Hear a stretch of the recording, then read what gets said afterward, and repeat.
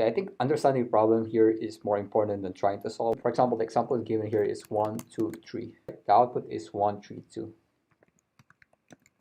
So lexicographical order is when you sorted it ascendingly. So let's say if it's 1, 2, 3, 4, 5, so you got 1, 2, 3, 4, 5. That is the lex order.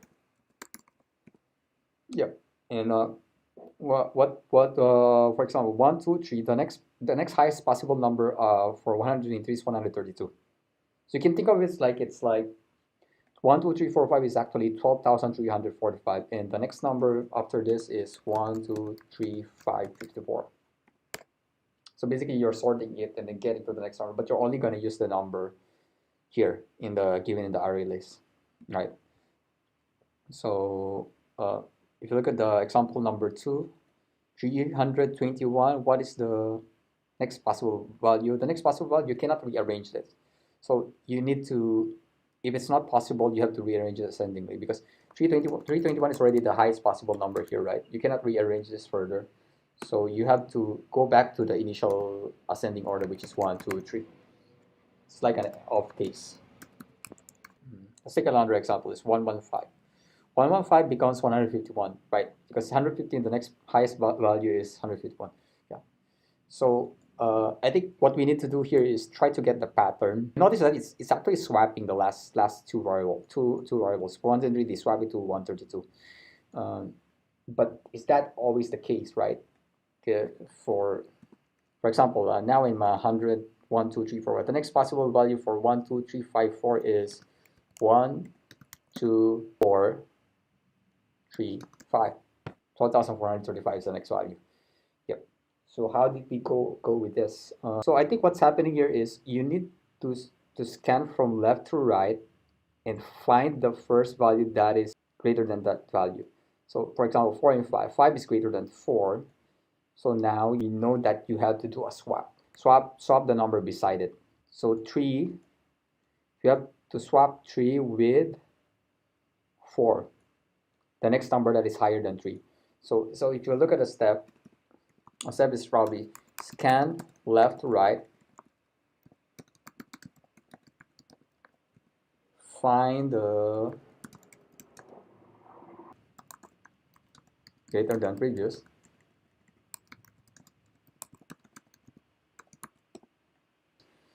the number behind that is the number that you're gonna swap.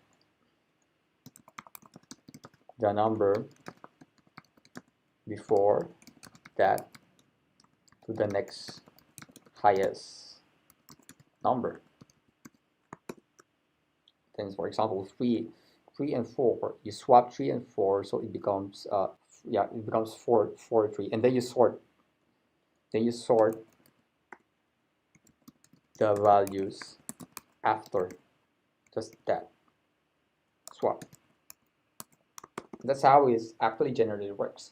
So let's say I give you some random number from 1 to 5. I give you 4, 5, 1, 3, 2, right? So what's the next highest number based on looking at this? If you look at it, the next highest possible number is 1, 2, 1, 3. 54,213. We have to swap the 1 with 2. The next highest number after 1 is 2. And after you swap that, you sort all the numbers behind it. So that's why when you swap this, you get 3, 1 in these swap. Okay. So what's the next highest number in 5, 4, 2, 1? The next highest number 5, 4, 2, 1 is 5, 4, 2, 3, 1. Again, you do the same. You scan left to right. Right? 3 greater than 1. You know that we found a number that is greater than the previous number. From there, we swap. We try to find all the numbers that is greater than 1, and then we found 3.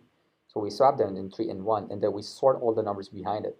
But since there's nothing to sort from here, so you end up with this result. Right. Well, let's try another example. Let's say 4, 1, 5, 2, 3. So in this example, the next possible value is 4, 1, 5, 3, 2. And what's the next possible value for 4, 5, 1, 3, 2? Next possible for 5, 1, 3, 2 is 4, 2. You swap 1 because you tried you kind of scan it, and then you found all the first number behind it. Find the first number that is greater than 1, which is 2. You swap it. So you got 4, 3, 1, and then you sort 5 to 3, 1. So it will become 4, 2, 5, 1, 1, 3, 5. This is actually your next number. What if we try to sort it first? Let's say 4, 1, 2. So we got 4, 1, 2, 3, 5. And then we sort 1 and 2. So what's gonna happen here is 4, 2, 1, 3. Right? It's the same. Should work. Whether you sort it first or you. The advantage of doing a sort first is because it's already sorted. You could easily search the next highest value using a binary search without even have to do a linear search again. So I guess this solution would probably be an n log n because you need to do a sort. Right. Can you do this in linear time? I don't think you can do this in linear time because you need to sort the numbers. After that, after you find the swap, after you swap it, you need to sort the numbers behind it. And unless you're doing counting sort, I don't think that's possible. So yeah, I think we can go with the solution and try to make it work, right? Yeah, so we scan from left to right, so we need the variable I here for let's say just create var I int, start with len array, then I is greater than equal to 1, we stop at 1, I minus minus. So what we need to find the value greater than previous. So find the value AI is greater than AI minus 1. We found it. Else do it here. Swap the number before to the highest next number, or we can actually technically sort it, finding the number to swap. Yeah, so we can try to sort the number from AI. So what you can do is sort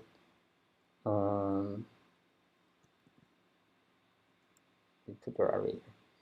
I think you can do a slice in Golang. If you do something like this, it will sort from this index onwards. Once you sort it, we need to search for search in given your array A. So n is 0 to n. So this will be the len A. And then create a function here. Function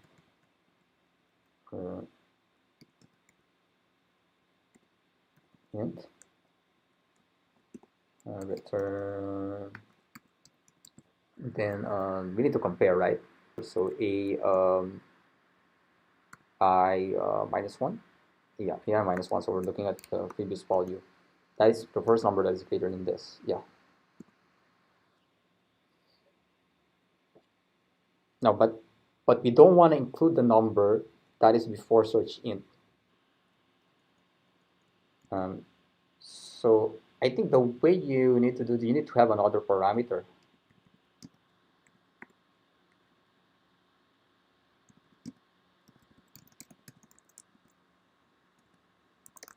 You need to start the. I think there's a problem with the source function here. Code here. Exactly the search. You can actually copy this.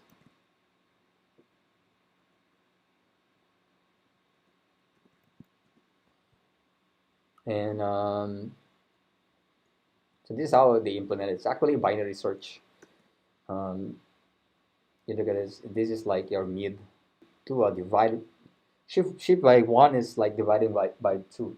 Basically dividing by adding the numbers and dividing by 2. You can technically just use you can actually use I plus j divided by 2 here, right?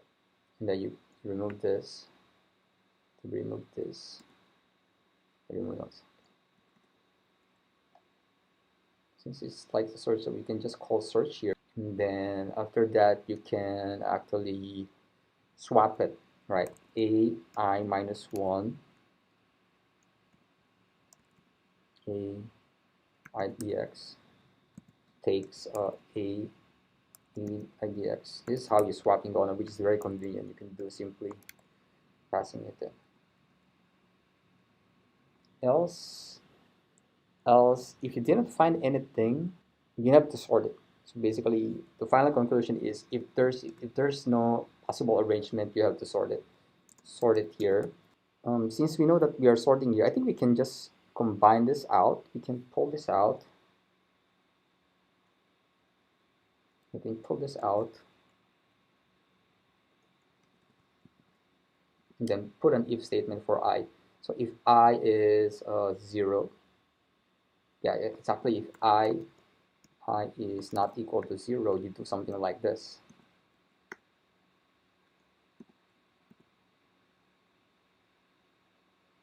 Right, do something like this. And then we break out of the loop. Search. You need another parameter, which is the start point, which is S. We'll call it S. Like a custom version of the search. I don't think there's a search in Golang where you can pass the initial index. So we have to basically, you can also use linear search. Anyway, it doesn't really affect much the runtime because you already have an n log n. So you're doing a sort here, which is exactly an n log n already. So we just need to pass the starting value, which is I here. Can we do a swap first? Well, we can do a swap first, but you don't know what is the next highest value. So basically, you need to search for the next highest number where you would want to swap, right? You cannot just swap the number beside it. That is not. So for example, 1251, the next number is, if you swap it, behind it will be 15123, and this is not the correct value. It should be 42135 42,000. It's not 45,000. So you do need to sort, and then you do need to search. And binary search is here. This gives us a log n. This n. So it's probably n log n plus log n. Else you don't need the else. Raw I starts with 0. Okay, I think we can try to run this. You don't have to return the result because we're swapping the values here. We're sorting and swapping it. Let's try it out. Can we do it like this? Line 6. Sorry, line 6. Okay, yeah. I is takes S start.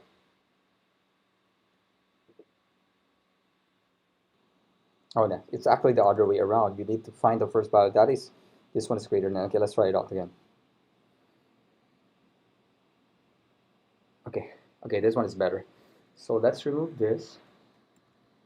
Let's remove this. And try to do a swap.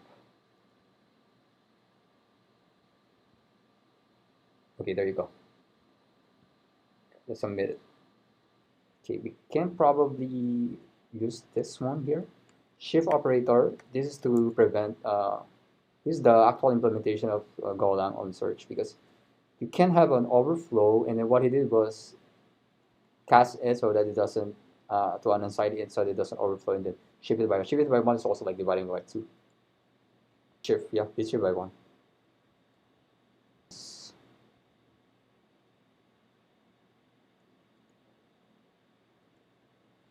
It's machine dependence. Okay, now we got it. We got it 100%. Yeah, you could technically do a linear search instead of doing this binary search, but since we know that it's sorted, we do use it. Less than, and then we swap from that index that we found here. Yeah, I think this is a solution. So yeah, I would suggest that hopefully we add this in the lib, in Go lib. Can I contribute this? Maybe I could contribute. Can we try to use a slice? Let's say we don't have this parameter. Then just do it like this. but we're starting from 0. So what you need to do is you're starting from 0, so you cannot pass, but you can do something like I, like that, and it's a slice. Yeah, you can do an a minus 1, I minus 1. So nah, I think it can be a little bit tricky. Maybe you don't just overload. I would just overload it, because I don't think that will work. You can slice and then index the slice, right? I would suggest you just, it's better to just create a function from it, like this, some custom search. Yeah, I hope you like this solution. Maybe there's a better one, but like, you can generate all the permutation by basically sorting it out. Then you say given an input, you sort it out first, 1, 2, 3, 4, 5, and then you generate all of this. Once you have a list, you find your input there and then plus 1. It's generally much slower. Like you get an exponential sort of solution, n by k, I guess. Actually, it's a factorial, because this is permutation is actually a factorial. So yeah, it's a factorial. So you will have to swap and then generate all the possible value, which is I don't think that's optimal one. I think this is one is workable one. Yeah, I think that's it. I hope you like the solution. The trick here is to get a pattern. How are you gonna um, get the algorithm based on the pattern that you're seeing here? So once you see the pattern, you write it up here, and then from there you can start coding in Golang.